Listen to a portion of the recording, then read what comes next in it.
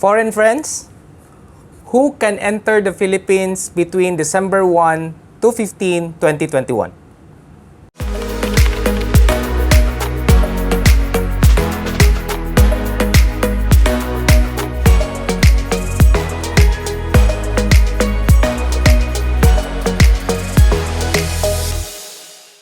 This is JR from the Philippine Living, and we're here to discuss to you further on what are the travel restrictions. By the way, who are we? We are actually JRC Visa Consultancy and Immigration Services, a visa firm that is duly accredited with the Philippine Retirement Authority and also with the Bureau of Immigration. Now, let's go to the chase. For you viewers out there, I can feel you. You want to go to the Philippines right now for several reasons. One, probably to see your loved ones, which you have not seen for almost 2 years. To see your child, and all other matters or reasons that you want to go to the Philippines. But unfortunately, there are things that are beyond our control which still make the Philippine borders closed as of this time. There are two things that should be clear to you this time. Who are those people that can enter the Philippines December 1 to 15? Firstly, there are three groups. One, Filipinos, former Filipinos, which is under the Balikbayan, and also foreigners with valid and existing visa. So what creates the confusion right now is between these categories of green, yellow, and red. Don't be confused because there are only two things that will let you enter right now in the Philippines if you are then a regular tourist visa. So you need to have a visa and you need to follow also the categories of the green, yellow, and red. Unfortunately, way back November 11, there are classifications of countries from green, yellow, and red. Red, if you have the valid and existing visa, you are then prohibited to enter the country. Fast forward November 25, 2021, it already started to open in terms of the regular tourists. Now, let's go to the regular tourists. Regular tourists are those who are actually coming in the country under EO 408, which has a visa-free privileges of going towards the Philippines. So there's already a small light, like Christmas is coming, and that was on November 28, that was issued November 28, 2021, covering December 1 to 15. But then later on, 3 days after, it was suspended because of the Omicron variant of the COVID-19. So two things in mind. You need to have, going back to the regular tourists or those foreign friends of ours who does not have yet a valid and existing visa. You can enter the Philippines, vaccinated or unvaccinated, with two major things.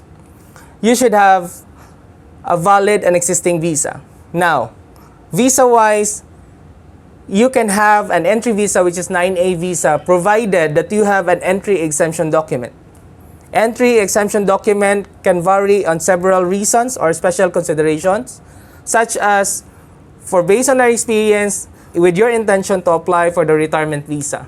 Retirement visa, when you submitted all the paperwork and you have the intention to stay in the country, to retire in the country, relocate in the country, submit all the paperwork, the monetary requirements, the documentary requirements, and then your EED will be processed. So entry visa first. Don't get confused of the green, yellow, and red. Once either you're green or yellow, you can still enter the country if you have a valid and existing visa. So in that regard, if you have other questions in mind, reach us out, send us a message, email us, visit our website, or you may leave a message to this channel. So also, please don't forget to like and subscribe so that you will be updated of all the new travel updates. We are trying to expound and interpret more on the travel updates based on from the IATF resolution and to be linked in and to be compared. It will be more expounded on the side of the Bureau of Immigration Advisories because those two should go together. So mind you, there are a lot of things that are happening right now. We are still doing our best to help you. And also, we have also clients already who applied for the retirement visa through the EED program. So they already they have already been approved by the EED, the entry exemption document, and now they are now already applying for the 9A tourist visa.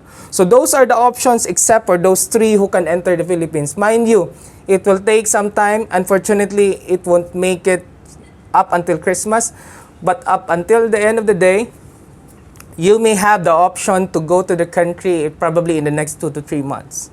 So if you need help, especially on the entry exemption, let us know and we are much willing to help you on those matters. So once again, this is JR from the Philippine Living. Take care everyone, and we will see you in our next video. Thank you.